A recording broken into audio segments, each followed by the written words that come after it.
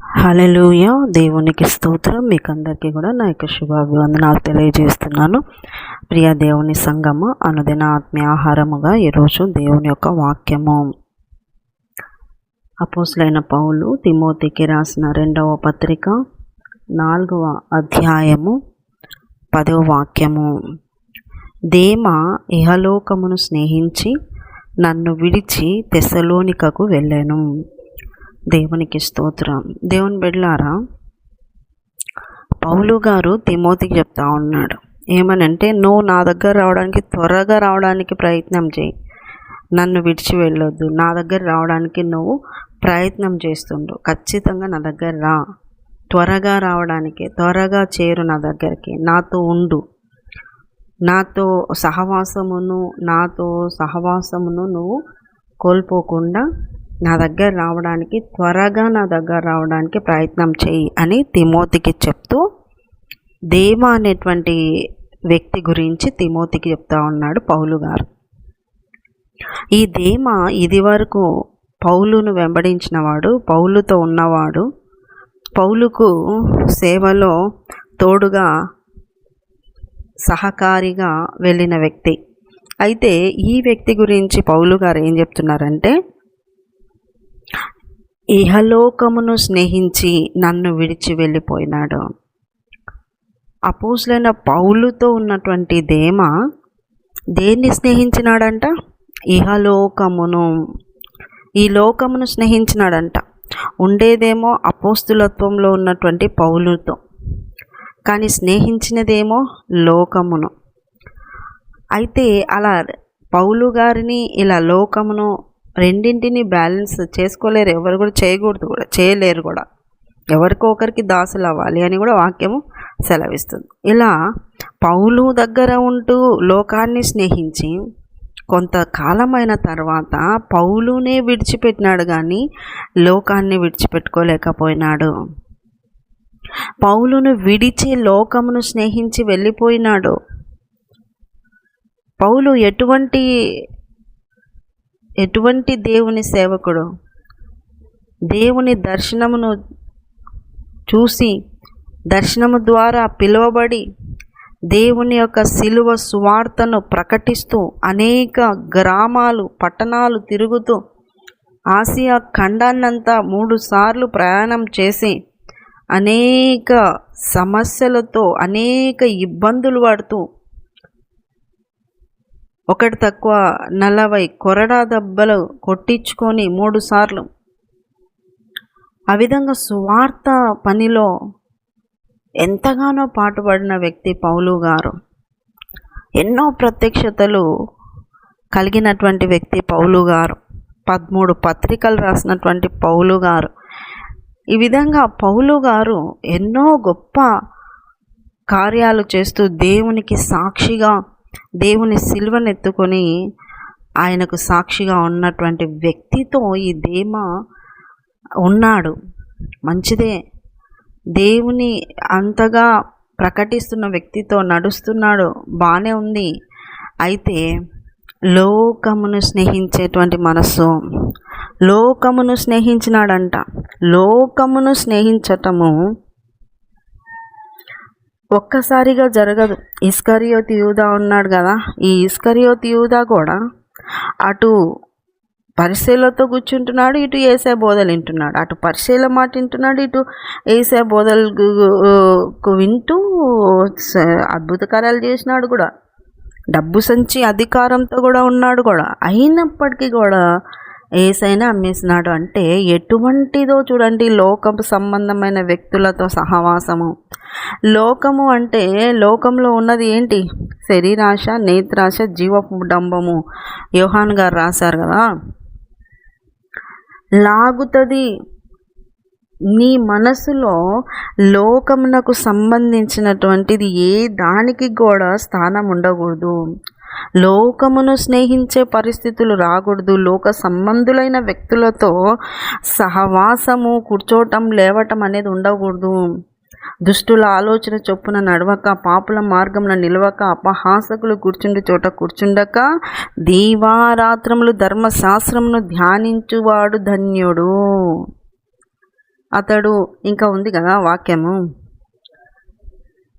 దేమా అటువంటి మంచి పౌలు, అపోస్తలుడైన పౌలు గారితో ఉంటూ తప్పిపోయినాడు. యేసయ్యతో ఉంటూ ఇస్కరియోతు తప్పిపోయినాడు. దీన్ని బట్టించి లోకమును స్నేహించి వెళ్ళిపోయినాడంట. లోకమును స్నేహించే మనసుందా నీకు? లోకంలో నేత్రాశ, జీవపుడంబము, శరీరాశ, వీటికి నువ్వు ప్రథమ స్థానం ఇస్తున్నావేమో చూసుకో. శరీరానికి సంబంధించిన వాటి ఆశలు, కోరికలు, అది ఏదైనా కావచ్చు, తిండి, బట్ట, ఇంకా ఏదైనా, నేత్రాశ, ఏది చూసినా అది కావాలనుకోవటం, అది కోరుకోవటం, ఆ కన్నుకు తృప్తి లేకపోవటం, శరీరానికి తృప్తి లేకపోవటం, అతిశయించటం, ఇటువంటి స్వభావము కలిగి ఉంటే ఖచ్చితంగా తప్పిపోయే పరిస్థితి వస్తుంది. లోకమును స్నేహించకూడదు. లోకమును స్నేహించకుండా వ్యక్తిగతంగా నీలో శరీర కోరికలను, ఆశలను, తర్వాత నేత్రాశలను, జీవడాంబాన్ని నువ్వేం చేయాలి అంటే జయించాలి. పైగా లోకంలో ఉన్నాం మనము, ఎక్కడ స్పేస్లో లేం కదా, మనము లోకంలో ఉన్నాము.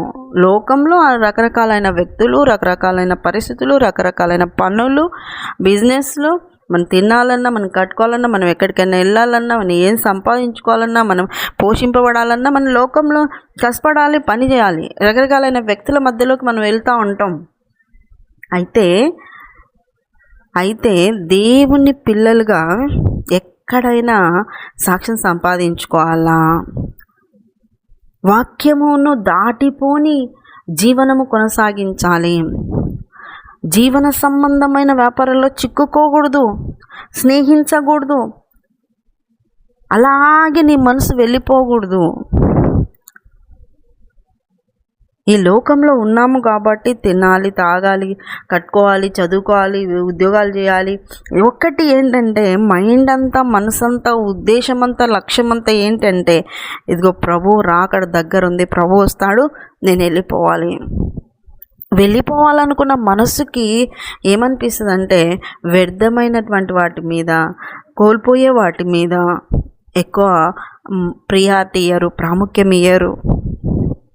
వెళ్ళిపోవాలా, పరలోక పట్టణానికి చేరాలనుకున్న వాళ్ళ యొక్క ఆశ, ఆలోచనలు ఏంటంటే అక్కడికి వెళ్ళాలంటే ఏం కావాలబ్బా, పరిశుద్ధత, ప్రార్థన జీవితం, దేవునితో కనెక్టివిటీ, దేవుని మనసు ఏం కోరుకుంటుంది, దేవుని మనసు నొచ్చుకుంటుందా, దేవుని మనసు బాధపడుతుందా, దేవుడు నాతో మాట్లాడుతున్నాడు, ఆయన మనస్సును నేను అర్థం చేసుకోవాలి, ఆయన మనస్సుకు తగినట్టుగా నా ప్రవర్తన ఉండాలి, ఆయన మనస్సులో కూడా నా గురించి బాధపడకూడదు అనేటువంటి కాన్సెప్ట్ ఉండాలి.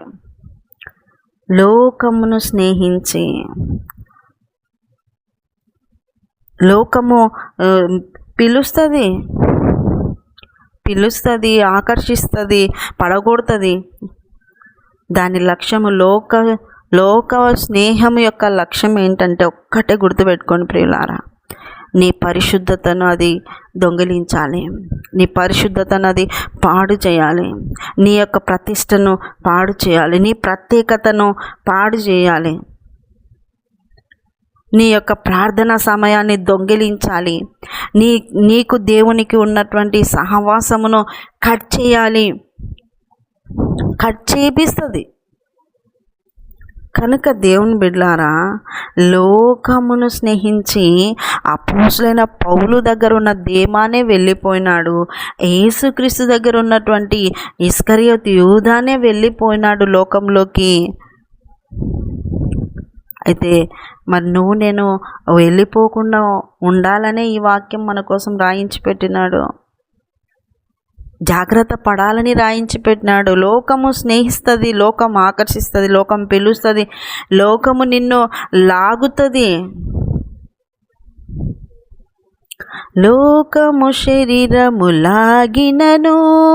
లోబడక నేను వెళ్ళెదను. యేసు చాలును చాలును, యేసు చాలును చాలును, ఏ సమయమైన ఏ స్థితికైనా నా జీవితములో యేసు చాలును. హల్లెలూయా. అలాగ ఈ యొక్క ఆత్మీయ యాత్రను కొనసాగించుకోవాలి. లోకం వైపు మనస్సు కానీ, లోకం వైపు చూడడం కానీ, అటువంటి వ్యక్తులతోనైనా కూడా ఎంతట్లో ఉండాలో అంతట్లో ఉండేసి వాక్యపు యొక్క హద్దు దాటకుండా నీ యొక్క ప్రతిష్టను పరిశుద్ధతను కాపాడుకుంటూ ప్రార్థనా సమయాన్ని దేవునికి ఇస్తూ ప్రాముఖ్యతను దేవునికి ఇస్తూ ముందుకు సాగి పరలోక పట్టణానికి చేరుదుముగాక. లోకములో పడిపోకుండా, లోకమును స్నేహించకుండా వివేచన జ్ఞానము కలిగి ఉందురుగాక. పావురం వలె నిష్కపటులై, పాముల వలె వివేకులై లోకములో బ్రతుకుదురుగాక. ఈ దేవుడి వాక్యంను మీ వెనుకల్లో ఫలింపజేయునుగాక. చిన్న ప్రార్థన చేసుకునే సార్, నీకు వందనాలు తండ్రి. విన్నవారిని దీవించండి, ఆశీర్వదించండి తండ్రి, కనికరించండి నాయన. జ్ఞానము దయచండి, లోకమును స్నేహించని మనసు దయచండి. లోకం వైపు మనసు వెళ్ళకుండా, లోకంలో సంతోషాలు కోరుకుంటూ వెళ్ళకుండా అయ్యా నీ సన్నిధిలో గడిపేటువంటి బిడ్డలుగా మార్చమని అయ్యా, నీ యొక్క సన్నిధిలో ఎక్కువ సమయము నీ కొరకు ఏర్పాటు చేసుకునే బిడ్డలుగా స్థిరపరచమని యేసు పరిశుద్ధ నామములో అడుగుతున్నాం మా తండ్రి. Amen amen amen. యేసు రక్తమే జయం, శిలువ రక్తమే జయం. ప్రభు యేసు నామానికి సంపూర్ణ విజయం కలుగునుగాక. Amen amen amen. Good morning, praise Lord. దేవుడు మిమ్మల్ని దీవించునుగాక. ఆమెన్.